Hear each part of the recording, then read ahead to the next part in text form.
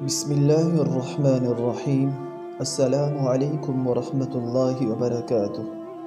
پیارے دوستو، امید کرتا ہوں آپ خیر و عافیت سے ہوں گے، اور میری دعا ہے اللہ رب العزت آپ کو ہمیشہ اپنی رحمت کے سائے میں رکھے۔ آج کی ویڈیو میں میں آپ سے طمع اور لالچ سے پناہ مانگنے کی دعا بیان کروں گا۔ اس سے پہلے آپ سے ایک چھوٹی سی گزارش، اگر آپ ہمارا چینل پہلی بار دیکھ رہے ہیں تو آپ نے چینل کو سبسکرائب نہیں کیا تو چینل کو ضرور سبسکرائب کر لیں اور ساتھ میں لگے بیل آئیکن کو بھی پریس کر لیں۔ پیارے دوستو، طمع اور لالچ بری بلا ہے۔ رسول اللہ صلی اللہ علیہ وسلم نے اس سے پناہ مانگنے کا حکم فرمایا ہے۔ طمع اور لالچ سے معاشرے میں بہت سی خرابیاں پیدا ہوتی ہیں۔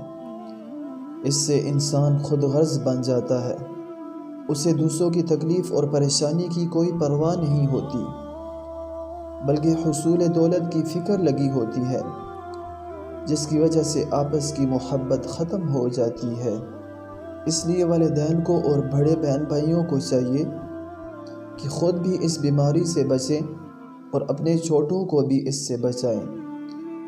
خصوصاً لڑکے کی شادی کے موقع پر جو جہیز وغیرہ کا مطالبہ کیا جاتا ہے یا طمع رکھی جاتی ہے، وہ اسی لالچ کا نتیجہ ہے۔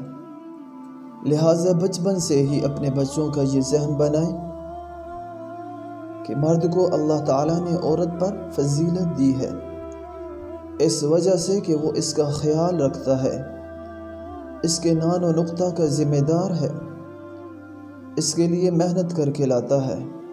مرد کی شان امتیازی اسی میں ہے کہ وہ عورت کی جانب سے کسی چیز کی نہ امید رکھے اور نہ اس کا سوال کرے۔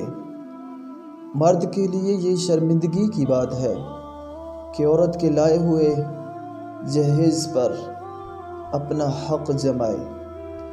اسی طرح مائیں اور بہنیں بھی یہ سوچیں کہ گھر میں آنے والی بہو بھی کسی کی بچی ہے، کسی کی بیٹی ہے، اور ہم اس سے جہیز کا مطالبہ کر رہے ہیں، جبکہ ہمارے گھروں میں بھی اپنی بچیاں ہیں۔ اگر اللہ نہ کرے ہم سے کوئی مطالبہ کرے اور ہم وہ جہیز نہ دے سکے تو ہمارے دلوں پر کیا گزرے گی، اور ان کے لیے ہمارے دلوں سے کیا بددعائیں نکلیں گی۔ اس لیے اس بچی اور اس کے والدین کی بددعاؤں سے بچنے کے لیے ہرگز نہ جہیز کا مطالبہ کریں اور نہ طمع رکھیں۔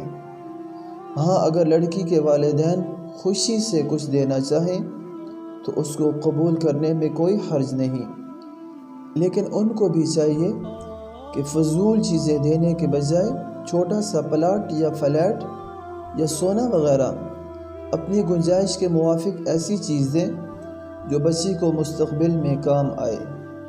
رسول اللہ صلی اللہ علیہ وسلم فرماتے ہیں، تم طمع اور لالچ کی برائی سے پناہ مانگا کرو، یوں کہو، اللہم انی اعوذ بک من طمع یہدی الی طبع۔ ترجمہ: الہی، میں تیری پناہ چاہتا ہوں ایسی لالچ سے جو مہر لگنے تک پہنچا دے۔ اگر آپ اس ویڈیو کے متعلق کچھ سوال و جواب کرنا چاہتے ہیں تو کمنٹس باکس میں ضرور اصلاح فرمائیں۔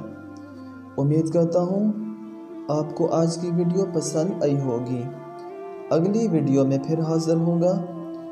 اپنا ڈھیر سارا خیال رکھیے گا۔ اللہ نگہبان۔ السلام علیکم ورحمۃ اللہ وبرکاتہ۔